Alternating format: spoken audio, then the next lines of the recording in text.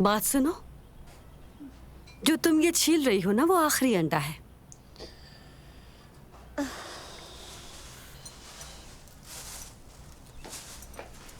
वैसे तुम्हें पता होना चाहिए कि वो लोग जो तुमसे दिन रात काम करवा रहे हैं, वो तुम्हें कोई एडवांस देंगे भी या नहीं? या दिया है तो तुम छुपा रही हो? नहीं फातिमा आपा, अभी तक कुछ नहीं दिया है और मैं अभी तो काम पर लगी हूँ। सफिया आपा ने थोड़े पैसे दिए थे, उससे मैं घर के लिए चीजें ले आई थी। कुछ चीजें ले आई? बेटी तुम्हें पता भी है इस घर में कितने लोग खाते हैं? तुम्हारी बहन तो माशाल्लाह दिन रात खाती ही रहती है। फातिमा आपा खुदा के वास्ते बस करते। कैसे बस करूं मैं क्या करूं बताओ मुझे? मैं तुम्हारे खर्चे भी उठाऊं, साथ में तुम्हारे कैदी बाप को पैसे भी भिजवाऊं, या इस घर को संभालूं? बताओ मैं क्या करूं? खुदा का वास्ता है, हमें सुकून से नाश्ता तो करने दे। आपका तो ये रोज का हो गया है। बेटा, इन 3 निवालों को हासिल करने के लिए जो कुछ मैं बर्दाश्त करती हूँ, क्या तुम जानती भी हो? बाबा के जाने के बाद से मैं रोज काम कर रही हूँ। जो कमाती हूँ आपको दे देती हूँ, ये काफी नहीं है? सुनने वाला समझेगा कि तुमने करोड़ों दिए हैं। अच्छा ये तो बताओ, वो लोग तुम्हें कितने पैसे देंगे? कोई बात वगैरह तय हुई है या नहीं? अभी बात नहीं हुई है, लेकिन रात में काम करने के भी अलग पैसे देंगे।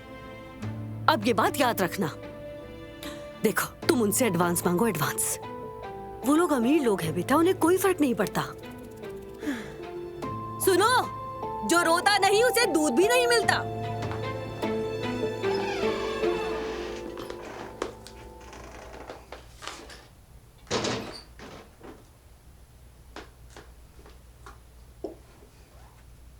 बतूल, मेरी जान,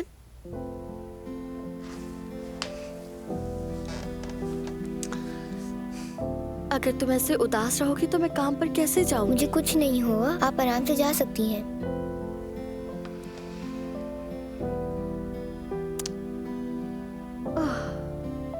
मेरी प्यारी गुड़िया, मेरी जान।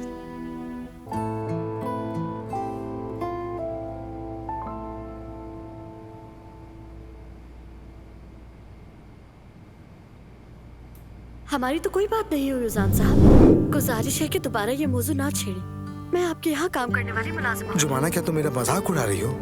नहीं तो मैं संजीदा हूँ। बस यही तो है, अब से सब कुछ ऐसे चलेगा? बिल्कुल ऐसा ही है, जैसा कि इसे होना चाहिए। ये इत्तेफाक हमारे साथ ही क्यों हुआ समझ नहीं आ रहा। असल में तो उल्टा होना चाहिए था। एक बार फिर से सोचो।